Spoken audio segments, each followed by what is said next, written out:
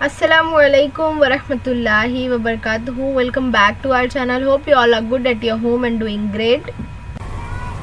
यहाँ पर हम सबक नंबर 8 देखते हैं। सबक नंबर 8 में कुलसियात, ये सबक जो है वो 5 मार्क्स के लिए है और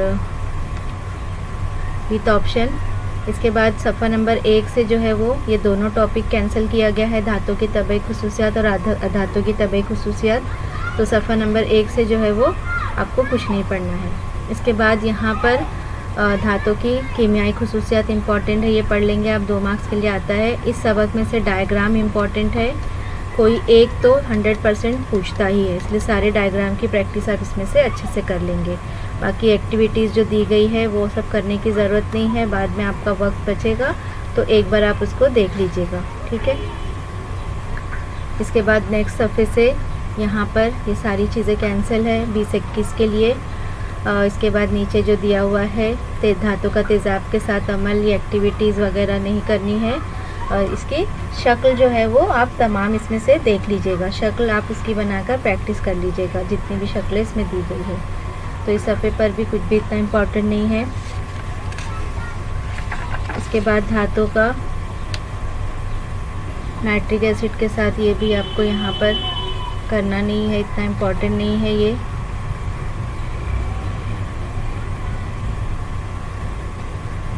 इसके बाद ये आप पढ़ लीजिएगा जुदूल, ये एक्टिविटी अमल, ये सब इम्पोर्टेंट नहीं है, बस जितनी भी शक्लें दी गई है आप उसको बनाकर उसकी प्रैक्टिस कर लीजिएगा। इसमें ये टॉपिक धातु का तामुली सिलसिला, ये इम्पोर्टेंट है, क्या है, किसे कहते हैं, इसकी तफसील लिखिए। तो आप ये लिखेंगे पूरा यहाँ से लेकर नेक्स्ट सफ़े तक, पूरा ये इसके अंदर ये पूरा आ जाएगा इसके अंदर, ठीक है। तो ये टॉपिक जो है वो इसके अंदर इम्पॉर्टेंट है, ये आप इसमें पढ़ लीजिएगा। इसके बाद अगला टॉपिक है हमारा धातु का आधात से अमल। तो यहाँ पर धातु का आधात से अमल, ये टॉपिक भी इम्पॉर्टेंट है। इसमें यहाँ पर ये पूरा पैराग्राफ जो है वो आप इम्पॉर्टेंट है, आप उसमें अच्छे से याद कर लेंगे। इससे रिलेटेड सवाल जो है वो मश्क में दिया हुआ है। इसके बाद अधातु की कीमियाई खुसूसियात, ये भी आप पढ़ेंगे इसके अंदर से। इसके बाद इसका जो तामुल सब दिया हुआ है ये बाद में आप एक बार देख लेंगे। तो कीमियाई खुसूसियात लिखने के बाद यहाँ से आप कोई भी एक एग्ज़ाम्पल में डालकर लिख सकते हैं। इसके बाद यहाँ से जो भी तामुल दिया गया है वो आपके पास वक्त बचे तो आप लास्ट में देख लीजिएगा, उसके पीछे मत पढ़िएगा क्योंकि उसमें वक्त आपका ज़ाया होगा और वो इतना इम्पोर्टेंट भी नहीं है। जो मसावात वाली सवालात मश्क के पीछे दी गई है उसकी प्रैक्टिस आप अच्छे से पहले कर लीजिएगा। इसके बाद यहाँ पर अधातु का पानी के साथ तामुल, ये सब जो है वो आप बाद में एक बार देख लीजिएगा, इतना इम्पोर्टेंट नहीं है। आयनी मुरक्कबात, ये वेरी इंपॉर्टेंट है टॉपिक, इसको आप अच्छे से याद कर लीजिएगा पॉइंट वाइज बनाकर। आयनी मुरक्कबात जो है वो, तो आयनी मुरक्कबात में आप पूरा ये पैराग्राफ आपको अच्छे से याद करना है। फिर आयनी मुरक्कबात और इनकी खुसूसियात, ये भी आपको याद करना है। इसमें जो अमल, एक्टिविटी ये सब दी गई है ये नहीं पढ़ना है आपको, जो इसकी खुसूसियात है वो आपको पढ़ लेना है, ठीक है। तो यहाँ पर अमल और एक्टिविटी जो दी गई है वो नहीं करेंगे, लेकिन आयनी मुरक्कबात की खुसूसियात जो है वो ये 4 पॉइंट आपको यहाँ से याद कर लेना है, ठीक है। अब यहाँ पर शक्ल दी गई है तो खुसूसियात लिखने आएगा, तो शक्ल बनाने की ज़रूरत नहीं है, लेकिन अलग से शक्ल आ सकती है। तो इस सबक में से आप हर शक्ल की प्रैक्टिस अच्छे से कर लीजिएगा। इसके बाद फुलजियात है, इसकी तारीफ़ लिखने के लिए आती है, क्या है धातु का वकू क्या है, ठीक है। फुलजियात के अंदर सिर्फ उसकी तारीफ़ लिखेंगे कि फुलजियात किसे कहते हैं, फिर धातु का वकू क्या है वो बताइए, ये इतना यहाँ से पढ़ना है आपको। इसके बाद अगले सफ़े पर जो है हमारा, यहाँ पर भी तारीफ़ें दी गई है, किसे कहते हैं वो सारी आप चीज़ें इसमें से पढ़ लेंगे। यानी जितनी भी तारीफ़ इसमें दी गई है वो तमाम तारीफ़ें आपको पढ़ लेना है। फिर ये फ़लसकारी के बुनियादी उसूल, ये पढ़ना है। इसके अंदर जो है वो कस धातु का इर्तिकाज़ है, फिर इसके अंदर ये दिया गया है, ठीक है। तो ये पूरा ये वेरी इंपॉर्टेंट है टॉपिक, इसमें से एक पूछता ही है, अलग अलग एक साथ नहीं पूछेगा। जैसे वल्फले टेबल शक्ल के साथ इसको एक्सप्लेन कीजिए, फिर आबी कुव्वत के ज़रिए अलीदगी, शक्ल के ज़रिए वाजे कीजिए। तो इस तरीके से ये वाला जो टॉपिक है आपका कस धातु का इर्तिकाज़, और उसमें जो मेथड दिया गया है वो पूरा मेथड जो है वो इम्पॉर्टेंट है। एक तो है वल्फले टेबल का तरीका, फिर आबी कुव्वत के ज़रिए अलीदगी का तरीका, फिर मकनातीसी अलीदगी का तरीका, फिर फ्रॉथ फ्लोटेशन। तो इस तरीके से जितना भी मेथड शक्ल के साथ दी गई है वो बहुत इम्पॉर्टेंट है। इसमें से आप ये पार्ट बिल्कुल भी नहीं छोड़ेंगे। तो इसके बाद में यहाँ पर जो है वो आबी कुव्वत के ज़रिए अलीदगी। तो इसके बाद में जो है वो आबी कुव्वत के ज़रिए अलीदगी, तो यहाँ पर आबी कुव्वत के ज़रिए अलीदगी ये दिया गया है। आबी कुव्वत के ज़रिए अलीदगी ये भी इम्पॉर्टेंट है, शक्ल के साथ आ सकता है। इसके बाद में दूसरा जो है वो मकनातीसी अलीदगी का तरीका, ये भी इम्पॉर्टेंट है शक्ल के साथ। इसमें से जितनी भी शक्ल के साथ वजाहत कर दी गई है, शक्ल एक्सप्लेनेशन दिया हुआ है कि किस तरीके से ये काम करता है मकनातीसी अलीदगी का तरीका, वो आपको पूरा याद रखना है। तो इसमें वल्फले टेबल, आबी कुव्वत के ज़रिए अलीदगी, मकनातीसी अलीदगी का तरीका, और अगला जो है वो फ्रॉथ फ्लोटेशन का तरीका। तो ये एक भी आपको इसमें से स्किप नहीं करना है, पढ़ना है, इसमें से शक्ल के साथ याद करना है। डिटेल में जो है वो ये सवाल इसमें से कोई भी एक आ सकता है। इसके बाद में है ये फ्रॉथ फ्लोटेशन का तरीका, इसकी शक्ल दी गई है और ये किस तरह से काम करता है, ये पूरी मालूमात यहाँ पर आपको दी गई है। इसके बाद है तकतीर। तकतीर के लिए एक्सप्लेन कीजिए, यानी कि डिटेल में एक्सप्लेन कीजिए कि तकतीर क्या है, ये पूछा जाता है सवाल। तो ये पूरा पैराग्राफ जो है वो आपको याद करना है इसके अंदर। इसके बाद में है धातों की तहसील, आमिल धातों की तहसील। तो इतना इम्पोर्टेंट नहीं है, बाद में जो है वो यहाँ पे एक बार इसको पढ़ लेना सिर्फ। इसके बाद में है एल्यूमिनियम की तहसील। ये एक वेरी इम्पॉर्टेंट टॉपिक है, इसमें से भी सवाल इम्तिहान में आता ही है कि एल्यूमिनियम की तहसील क्या है। तो ये पैराग्राफ में से आपको लिखना है। फिर इसमें बॉक्साइट का इर्तिकाज़ क्या है वो आता है इम्तिहान में, अलग से ये पूछ सकता है। तो इसमें आपको ये पूरी चीज़ें याद रखनी है, ये पूरी डिटेल आपको लिखनी है। तो ये लेसन जो है वो चैनल पे डाला हुआ है, इसको अच्छी तरीके से इजीली एक्सप्लेन किया गया है। आप जाकर जो है वो एक बार चैनल पे चेक कर लीजिए, आपको आसानी से जो ये समझ में आ जाएगा कि किस तरीके से आपको ये याद करना है। इसके बाद इसमें जो है वो एल्यूमिना की बरकी तहवील, ये भी इम्पॉर्टेंट है इसके अंदर। इसके बाद है शक्ल के साथ करना है। इसके बाद आपको औसत धातों की तहसील। तो औसत आमिल धातें कौन सी है, ये वाला सवाल देख लीजिएगा, पढ़ लीजिएगा। इसके बाद यहाँ पर एक्सप्लेन करने के लिए आता है कि औसत आमिल धातों की तहसील क्या है। तो यहाँ पर आपको ये पूरा पैराग्राफ जो है वो पढ़ लेना है, इसमें से ये मिसालें आपको पढ़नी है, और नेक्स्ट पेज पे जो है वो दिया हुआ है यहाँ पर, यहाँ से आपको यहाँ तक पूरा लिख लेना है, ठीक है। और ये ज़रूरत नहीं है आपको लिखने की। इसके बाद यहाँ पर ये तो कैंसिल किया गया है बॉक्स यहाँ पर। अगला है सुस्त आमिल धातों की तहसील। तो ये भी आप देख लीजिएगा क्या है, इसके लिए सवाल आ जाता है। फिर धातों की तखलीस क्या है, ये पूछा जाता है। इसके बाद में है धातों का ताकुल क्या है, ये बताना है, ठीक है। तो यहाँ पर दिया गया है कि धातों का ताकुल क्या है, तो यहाँ से आप इसको ये पढ़ लेंगे पूरा। इसके बाद में है ताकुल को रोकने के तदाबीर, ये इम्पॉर्टेंट है, पूछता है सवाल इम्तिहान में। तो ये आप पढ़कर इजीली जो है वो अपने जुमले में भी इसको लिख सकते हैं। ताकुल, धातों का ताकुल का यानी कि जंग लग जाना, ठीक है। इसके बाद में है यहाँ पर जस्तकारी। जस्तकारी किसे कहते हैं, ये आपको शक्ल के साथ वाज़े करना है।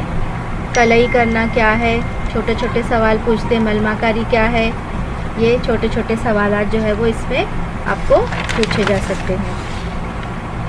फिर इसके बाद में शक्ल आप इसकी बना के इसकी प्रैक्टिस करेंगे। जितनी भी शक्लें सबक में दी गई है अच्छे से उसकी प्रैक्टिस कर लेंगे। इसके बाद में हमारा टॉपिक बरकी मलमाकारी, ये भी इम्पॉर्टेंट है, पूछता है 2 मार्क्स के लिए सवाल, तो इसकी शक्ल भी अलग से पूछी जा सकती है। फिर मखलूतकारी यानी अलॉइंग क्या है वो बताना है हमको। तो इस तरीके से आपको ये यहाँ तक आपको पूरा पढ़ लेना है, ठीक है। और नाम लिखिए, याद करेंगे, जितने भी इसमें मश्की सवालात दिए गए हैं वो पूरे आपको पढ़ना है अच्छी तरीके से।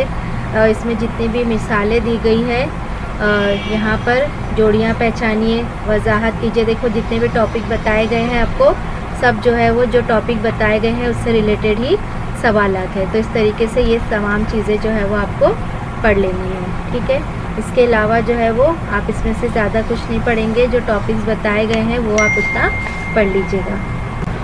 सबक नंबर 9 देखते हैं, कार्बनी मुरक्कबात। बहुत इम्पॉर्टेंट सबक है ये।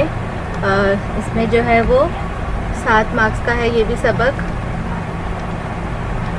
तो यहाँ पर देखते हैं हम इसमें कौन से टॉपिक्स जो है वो हमारे इम्पॉर्टेंट हैं। तो सफ़ा नंबर 1 पर जो है वो कार्बनी मुरक्कबात में बंदिशें, यहाँ से ये पैराग्राफ में से जो है वो MCQ सवालात पूछे जाते हैं। इसके बाद में यहाँ पर कार्बनी मुरक्कबात का नुक्ते उबाल 300 डिग्री सेंटीग्रेड से कम क्यों होता है, ठीक है, ये सवाल यहाँ पर पूछ सकते हैं। तो इसका जवाब यही है कि कार्बनी मुरक्कबात में सालमात के दरमियान क़ुव्वत कशिश बहुत ज़्यादा होती है, ये इसका जवाब है, ठीक है। तो ये सवाल इसमें पूछ सकते हैं।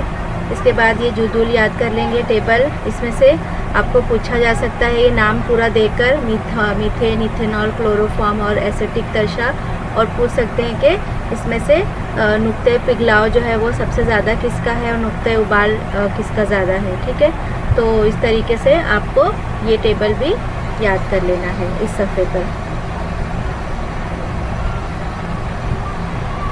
इसके बाद अगला देखते हैं। अगले सफ़े पर हम देखेंगे यहाँ से कोई भी चीज़ जो है वो इतनी इम्पॉर्टेंट नहीं है। यहाँ पर जो है वो वजूहात सवालात पूछ सकते हैं इसमें यहाँ पर। तो ये जो है वो मश्की सवालात इसके ऊपर बेस है। तो ये दोनों पैराग्राफ जो है वो आप देख लीजिएगा। इसके बाद में है यहाँ पर कि हम गिरफ़ बंदिश किसे कहते हैं, तारीफ़ लिखने के लिए आ सकती है। तो ये यहाँ पे इसकी तारीफ़ दी गई है और इस तारीफ़ के साथ में जो है वो आपको कोई भी एक शक्ल बना देना है जो ये नीचे दी गई, या तो ये खत्ती के उसमें या तो ये नुक्ता तश्कील में से, दोनों में से कोई भी एक आप बना देंगे। इसकी तारीफ़ के साथ में शक्ल बनाना है आपको, ठीक है। तो तारीफ़ यहाँ पे दी गई, हम गिरफ़ बंदिश, और यहाँ से कोई भी एक एग्ज़ाम्पल आप ले सकते हैं। आगे देखते हैं। यहाँ पर जो है वो इस पैराग्राफ में यहाँ से आपको ये डायग्राम पूछा जा सकता है कि दोहरी बंदिश और तहरी बंदिश बनाइए या नाइट्रोजन की तहरी बंदिश बताइए। तो ये डायग्राम जो है वो आप अच्छे से इसकी प्रैक्टिस कर लेंगे, ठीक है। इसके बाद यहाँ पर आइए, क्या आप जानते हैं ये सब चीज़ें इसमें कैंसिल की गई है, तो इस सफ़े पर और कुछ भी ज़्यादा इम्पोर्टेंट नहीं है। अगले सफ़े पे देखते हैं। अगले सफ़े पर मीथेन के सालमे की खत्ती तश्कील और इलेक्ट्रॉन नुक्ता तश्कील बनाइए, ये सवाल आ सकता है, इम्पॉर्टेंट है। तो ये आपको इसकी शक्ल याद रखना है, लास्ट ईयर के पेपर में भी ये आ चुका है, ठीक है। तो ये सवाल जो है वो इम्पॉर्टेंट है। इसके बाद में कार्बन एक हमागिर अंसर यानी वर्सटाइल एलिमेंट्स है, ये भी बहुत इम्पॉर्टेंट है, ठीक है। इसमें ये पूरा पैराग्राफ जो है वो पूरा ये टॉपिक जो है वो बहुत ज़्यादा इम्पॉर्टेंट है। और इसमें मीथेन सालमे का नमूना एक वसत वाला नमूना है और एक गेंद यानी तीली नुमा नमूना है। तो ये दोनों नमूने में से जो भी आपको पूछेगा वो डायग्राम भी आपको इसके साथ में बना देना है। तो इस तरीके से ये पूरा पैराग्राफ कार्बन का जो है वो इम्पॉर्टेंट है, इसको आप अच्छी तरीके से पढ़ लेंगे। इसके बाद यहाँ पर एक और पूछता है कि कैटिनेशन किसे कहते हैं। तो यहाँ पर ये कार्बन में दूसरे कार्बन के जोड़ों के साथ यहाँ से लेकर इसको कैटिनेशन कहते हैं, ये चीज़ याद रखेंगे। ये 1 से 2 मार्क्स के लिए ये इतना एक सवाल पूछा जाता है कि कैटिनेशन क्या कहलाता है। तो ये इतना आप याद करेंगे। और कार्बन जो है वो क्यों एक वर्सटाइल एलिमेंट एक होमोगेन आंसर है, उसके बारे में आपको ये पूरी मालूमात ये पैराग्राफ में से लिखना है। इसके बाद अगले सफ़े पे ये टेबल याद करने की ज़रूरत नहीं है, यहाँ पर कुछ भी इम्पोर्टेंट नहीं है। इसके बाद हाइड्रोकार्बन सैरशुदा और गैर सैरशुदा, ये जो है वो इम्पॉर्टेंट है। इसमें फ़र्क लिखने के लिए भी आता है या सिर्फ ऐसे ही नोट लिखने के लिए भी आ जाता है। तो यहाँ से लेकर ये पूरा इसके अंदर ये नोट आ जाएगा, ठीक है। इसके बाद में यहाँ पर इथेन की खत्ती तश्कील और इथेन की इलेक्ट्रॉनिक नुक्ता तश्कील की डायग्राम आती है। तो ये दोनों भी बनाकर आप इसकी प्रैक्टिस कर लेंगे, डायग्राम बनाइए, ठीक है। तो ये इसकी प्रैक्टिस कर लेंगे अच्छी तरीके से। इसके बाद में अगले सफ़े पर देखते हैं। अगले सफ़े पर जो है वो इसमें से कुछ भी इम्पोर्टेंट नहीं है। यहाँ पर कार्बन जौहरों की रास जंजीर, शाखदार जंजीर और हल्केदार जंजीर, ये जो है वो ये आपको पढ़ लेना है। इसके बाद अगले सफ़े पर है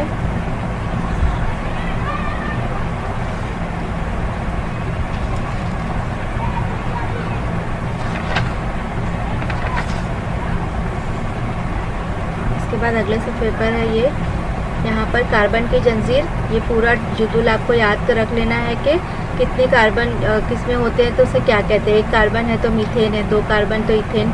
तो ये जुदुल अगर आप याद नहीं रखेंगे, याद नहीं करेंगे तो आपको थोड़ी सी मुश्किल आ सकती है बाकी मसावात वगैरह या IPSC नेम लिखने में। तो ये जुदुल याद करना जो है वो बहुत ज़रूरी है। तो ये वेरी इंपॉर्टेंट है, आप इसको पढ़ लेंगे। ये इस तरह के सब कॉलम्स कैंसिल होते हैं, उसके पास जो सवालात दिए, जो टॉपिक दिया गया वो कैंसिल नहीं रहता, ठीक है।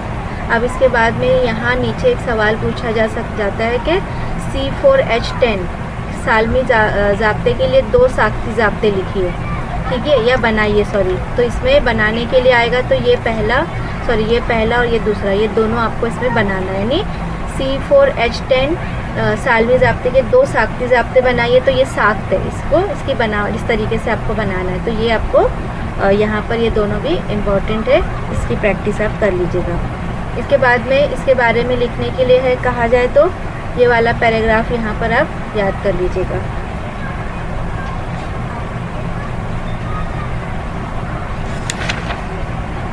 तो रास जंजीर, शाखदार जंजीर और हल्केदार जंजीर, वो सारा चीज़ जो है वो इस पैराग्राफ में मौजूद है। तो ये आप पैराग्राफ भी इस शक्ल के साथ याद कर लीजिएगा अच्छे से।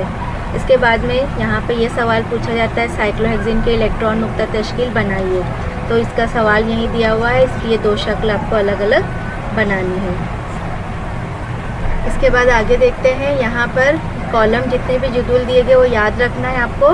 इसमें से कोई भी स्ट्रक्चर यानी साख्त जो है वो नाम देकर पूछ सकता है कि प्रोपीन की साख्त बनाइए, प्रोपीन, या इसके बाद में यहाँ पर प्रोपाइन बनाइए। तो यहाँ पर ये आपको पूरा जुदुल जो है वो पूछ सकता है इसमें। तो इस पूरे जुदुल में से कोई एक सवाल जो है वो आ सकता है, छोटे सवाल उसमें 1 मार्क्स वगैरह के लिए। इसके बाद में है अगला टॉपिक है कार्बनी मुरक्कबात में तफाउली ग्रुप, ठीक है।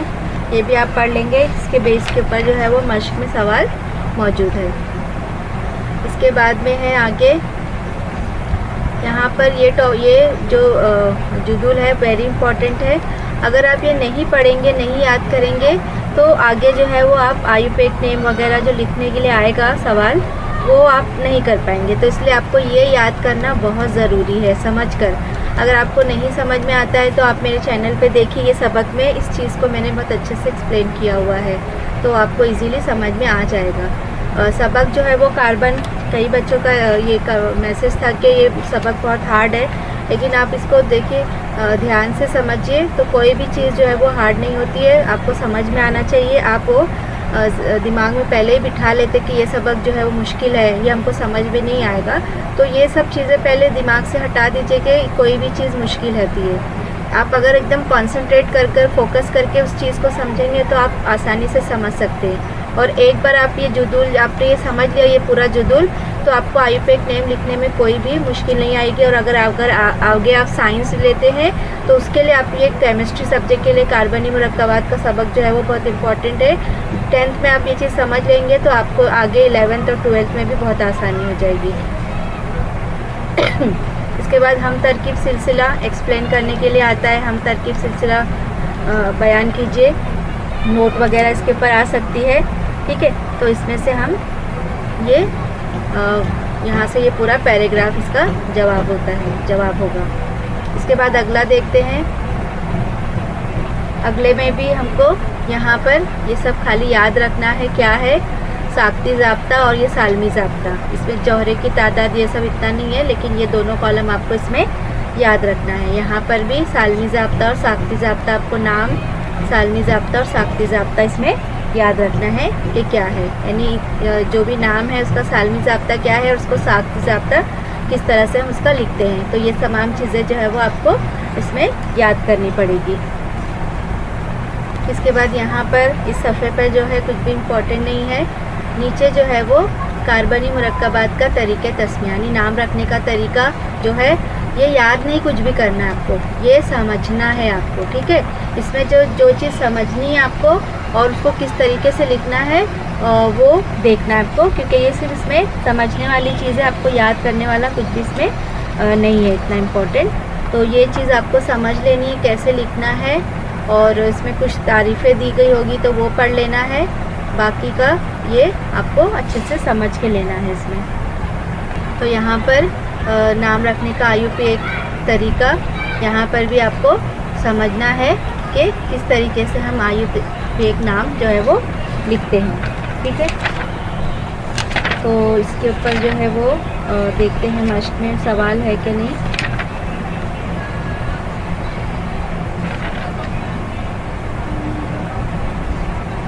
तो यहाँ पर ये टॉपिक जो है वो आपको तमाम मरहले इसके समझना है कि किस तरीके से आपको नाम लिखना है, ठीक है। तो ये पूरा पैराग्राफ जो है वो आपको समझ लेना है, अच्छे से याद नहीं करना है, ठीक है। आगे देखते हैं। इसके बाद जुदूल जितनी भी दी गई है ये सब चीज़ें जो है वो आप जहन में रख लेंगे, थोड़ा सा देख लेंगे अच्छे से। फिर आयुर्वेद लिखना जो है वो मरहला 1 और 2 सब दिया हुआ है, इसको आप अच्छी तरीके से समझ लेंगे, ठीक है। इसके बाद यहाँ पर दिया हुआ है आम नाम, साख्ती ज़ाब्ता और आयुर्वेद नेम, तो ये भी आप याद कर लेना, देख लेना। ऐसे जो मश्क में सवाल दिए गए हैं सबसे पहले वो अच्छे से बाय हार्ट कर लेना, अच्छे से पढ़ लेना। उसके बाद यहाँ पर इसको भी देख लेना कि किस तरीके से इसका नाम लिखना है। इसके बाद इसकी कीमियाई खुसूसियात में से एतराक जो है वो इम्पॉर्टेंट है, अक्सर ये पूछता है। ये पूरा पैराग्राफ लिखेंगे और उसके बाद में यहाँ से कोई भी एक रिएक्शन आपको यहाँ से लिख देना है, ठीक है। इसके बाद यहाँ पर कुछ भी नहीं है। अगले सफ़े पे देखते हैं। अगले सफ़े पे अमल दिया हुआ है, ये सब नहीं करना है आपको। इसके बाद है तकसीद ऑक्सीडेशन, ये भी टॉपिक जो है वो क्या है, इम्पॉर्टेंट है, इसके बारे में तफसील से लिखे आता है, तो ये लिखना है आपको। और फिर इसके अंदर भी जो है वो ये पूरा लिखने के बाद में जो है वो आपको एक एग्ज़ाम्पल लिख देना है जो कि हमारे नेक्स्ट सफ़े पर है। तो यहाँ पर जो तकसीद का अमल है उसके साथ में क्या है, उसके साथ में ये एक आपको मिसाल लिख देनी है, रिएक्शन लिखना है, ठीक है। इसके बाद इजाफी तामुल क्या है इसके बारे में लिखिए। यहाँ पर इसका अमल, प्रैक्टिकल, ये सब कुछ भी नहीं लिखना है। यहाँ से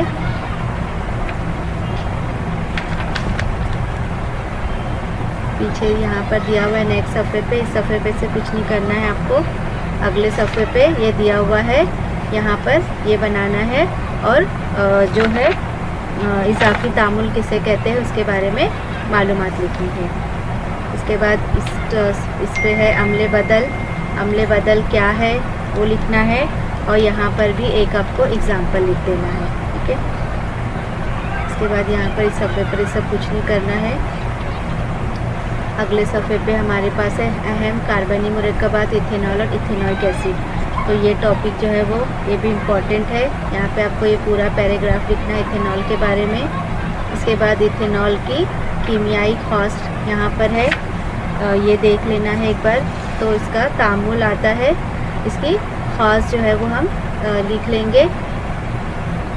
इसमें कीमियाई तामुल अलग से पूछता है तो ठीक है, नहीं तो सिर्फ हमको इसकी खुसूसियात लिखना है। इसके बाद ये सब एक्टिविटी, ये सब कुछ भी नहीं करना है हमको यहाँ पर। इसके बाद है नाबीदगी का अमल। यहाँ पर भी नाबीदगी का अमल क्या है वो लिखना है और यहाँ से एक रिएक्शन लिख देना है आपको। इसके बाद यहाँ पर ये पोर्शन तो कट है पूरा, लेकिन यहाँ पे इथेनॉइक एसिड दिया हुआ है, लेकिन ये पार्ट जो है वो इस साल कैंसिल किया गया। तो इस सफ़े पर से दूसरा और कुछ भी नहीं पढ़ना हमको, ठीक है। अगले सफ़े पे देखते हैं। अगले सफ़े पे देखते हैं इथेनॉइक एसिड के कीमियाई खौस, ये देख लीजिएगा। इसके बाद में है यहाँ पर ये सब अमल, ये सब कुछ भी नहीं करना इस सफ़े पे। तो इस सफ़े पे सिर्फ इसकी खौस जो है वो आप एक बार देख लीजिएगा। अगले सफ़े पे देखते हैं। तो अगले सफ़े पर भी जो है वो कुछ भी नहीं याद करना है, ये सफ़े पर भी।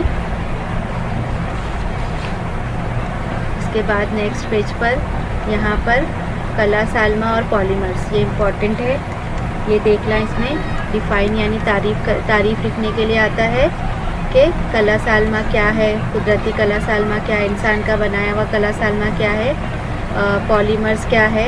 ये तमाम चीज़ें जो है वो आपको पढ़ लेना है इसके अंदर से, ये सफ़े पर से, ठीक है।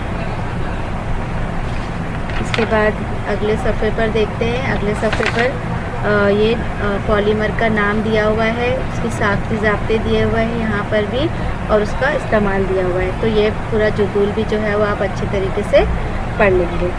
इसके बाद यहाँ पर कुछ भी नहीं है इतना ख़ास। अगले सफ़े पे देखते हैं। तो यहाँ पर हम देखते हैं, यहाँ पे इस सफ़े पे जो है वो कुछ भी नहीं है, मश्की सवालात आपको याद कर लेना है। यहाँ पर मश्की सवालात इसमें से आपको पूरा करना है, एक भी नहीं छोड़ना है इसके अंदर से, ये सब इम्पॉर्टेंट है, ठीक है। तो ये तमाम चीज़ें जो है वो मश्की सवालात, आयुर्वेदिक नेम वगैरह, ये सब पूरा इम्पॉर्टेंट है। पूरी मश्क जो है वो इम्पॉर्टेंट है, इसमें से एक भी सवालात आपको नहीं छोड़ना है, ठीक है। और जो टॉपिक्स मैंने बताया है वो टॉपिक सब इसमें कवर भी हो जाता है। तामुलात की किस्म पहचानिए, फिर साख्ती ज़ाब्ते लिखिए, ये सब आपको अच्छे तरीके से करना है, एक भी सवाल आपको इसमें से नहीं छोड़ना है सबक नंबर 7 के मश्की सवालात में से, ठीक है। अगला सबक देखते हैं हम, सबक नंबर खिलाई महमद। जो खिलाई महमद का जो सबक है वो भी जो है वो बहुत इम्पॉर्टेंट है, 6 मार्क्स के लिए है और विथ ऑप्शन। उसमें से 6 मार्क्स में से जो है वो आप आसानी से जो है लिख सकते हैं कि अपने जुमलों में इसको लिख सकते हैं आसानी से। तो यहाँ पर आपको ये टॉपिक पढ़ लेना है अच्छी तरीके से, ठीक है। तो ये टॉपिक आपको पढ़ना है, खुलाई महमद क्या है, स्पेस मिशन क्या है, उसके बारे में लिखना है। फिर यहाँ से ये सब क्या आप जानते हैं सब कट है, ज़रा याद कीजिए, ये सब भी कट है। अगले सफ़े पे देखते हैं हम यहाँ पर खुलाई महमद की अफादियत, ये जो है वो इम्पॉर्टेंट है, ये आप पढ़ लेना, इसको भी आप अपने जुमले में जो है वो लिख सकते हैं, ठीक है। तो ये आपको पढ़ना है। इसके बाद में आर्टिफिशियल सैटेलाइट क्या है वो आपको याद पढ़ लेना है इसके अंदर से, कि आर्टिफिशियल सैटेलाइट क्या है या किसे कहते हैं। इसमें से ये पूरा आपको अच्छी तरीके से पढ़ लेना है। और ये बाकी के बॉक्स तो कैंसिल है। इसके बाद में यहाँ पर ये इसका फुल फॉर्म एक बार देख लेना है आपको, हो सकता है कि एमसीक्यू सवालात में आ जाए। इसके बाद में यहाँ पर ये पूरा जुदूल जो है वो आपको अच्छी तरीके से पढ़ना है, यहाँ पर पूरा जुदूल आपको याद कर लेना है इसके अंदर से। तो ये पूरा मसनवी सैयारे की किस्म, सैयारे का काम, ठीक है। सिर्फ 2 कॉलम पढ़ना है आपको, आगे का वो ज़रूरत नहीं है, ये यहाँ पे ये पढ़ने की ज़रूरत नहीं है आपको।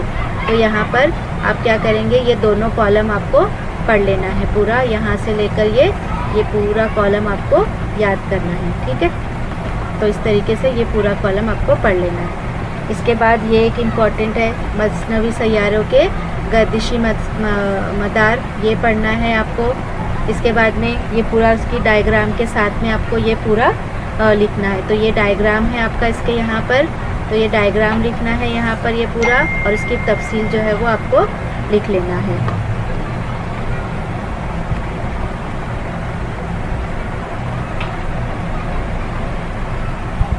इसके बाद आगे है यहाँ पर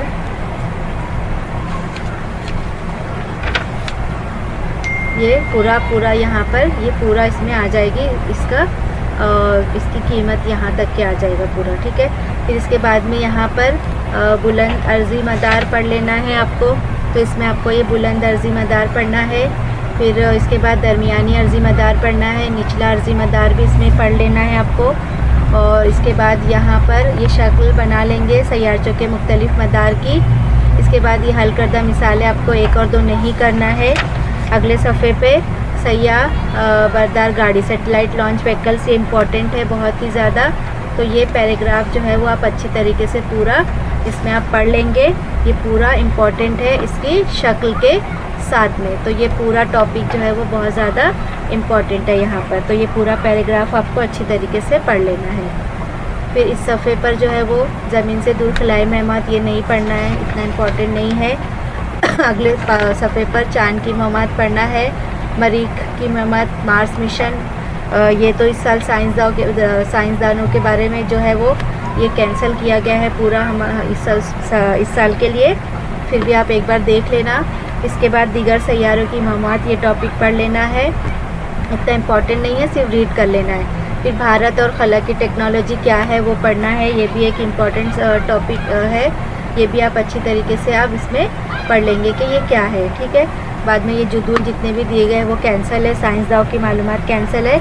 इसके बाद अगला एक इम्पॉर्टेंट और टॉपिक है खला, कचरा और इसका उसने इंतज़ाम, ठीक है। ये करंट टॉपिक से रिलेटेड है क्योंकि आजकल जो ये बहुत खला में कचरा जमा हो जा रहा है क्योंकि सभी लोग अपना स्पेस उसमें भेज रहे हैं, तो इस तरीके से टॉपिक इम्पॉर्टेंट है, ये पढ़ लीजिएगा और इसके मश्की सवालात देख लीजिएगा। इसके बाद में हल की हुई मिसालों में जो है वो इसमें जो मिसाल इजी है, पहली मिसाल आप इसमें हल कर लेंगे, दूसरी और तीसरी आप देख लीजिएगा एक बार, अगर आपको आसान लगता है तो हल कीजिए, लेकिन पहला सवाल ज़रूर इसमें हल कर लीजिएगा। सब साइंस 1 हमारा कंप्लीट हुआ बच्चों, जितने टॉपिक्स आपको बताए गए हैं आप उतना भी पढ़ लेंगे तो बहुत है आपके लिए। आपको 70-80% के % मार्क्स मिल जाएंगे आपको आराम से, और उसके अलावा आपको और अच्छे मार्क्स लाना है जिन बच्चों को, तो इस पहले ये इतना पूरा टॉपिक कवर कर लीजिए, उसके बाद अब आगे जो बच जाता है वो भी आप एक नज़र देख लीजिएगा। इसके बाद में इंशाल्लाह साइंस 2 जो है वो हम मंडे से या ट्यूसडे से शुरू करेंगे और कोशिश करेंगे कि उसमें भी जो टॉपिक्स इम्पॉर्टेंट है वो आपको बताएं ताकि आपका कन्फ्यूज़न थोड़ा सा दूर हो जाए, और बहुत ही सुकून से इत्मीनान से पढ़िए, समझकर पढ़िए, सिर्फ रटिए मत कोई भी चीज़। रटने से बगैर समझे जब हम कोई चीज़ रटते हैं सिर्फ, तो जल्दी से हम भूल जाते हैं। यही वजह है कि बहुत सारे बच्चे बोलते हैं कि जवाब जो है वो हम भूल के इसलिए गए क्योंकि हमने उसको समझा ही नहीं था, बस हमने ऐसे ही उसको रट लिया था। तो जब तक आप कोई चीज़ समझ कर नहीं पढ़ेंगे तो वो आपके जहन में लंबे वक्त तक नहीं रहेगा। तो ये चीज़ ध्यान रखिए कि कोई भी टॉपिक आप पढ़ते हैं तो उसको समझ कर याद कीजिए, बहुत ही आसान है, एक बार आप समझ लेते हैं तो वो चीज़ आप कभी भी भूल नहीं सकते और उसको आप अपने जुमलों में भी आसानी से लिख सकते हैं। तो टेंशन फ्री होकर पढ़िए, लेकिन फ़िक्रमंद होकर पढ़िए। टेंशन फ्री होने का मतलब ये नहीं कि एकदम आज़ाद हो जाइए कि अरे हाँ हम कर लेंगे, ऐसा नहीं, फ़िक्रमंद रहिए। यानी अपनी पढ़ाई को लेकर जब तक आप फ़िक्रमंद नहीं होंगे जब तक आप पढ़ाई नहीं कर सकते, ठीक है। टेंशन और फ़िक्रमंद होना ये 2 अलग अलग चीज़ें हैं। तो जब ज़्यादा फ़िक्रमंद पढ़ाई को लेकर फ़िक्रमंदी दिखाएंगे तो ही आप स्टडीज़ को अच्छी तरीके से कर पाएंगे। तो इंशाल्लाह ताला हम साइंस 2 के वीडियो में मिलेंगे, जब तक कि आप अपनी पढ़ाई जो है वो इतनी कंप्लीट कर लीजिए।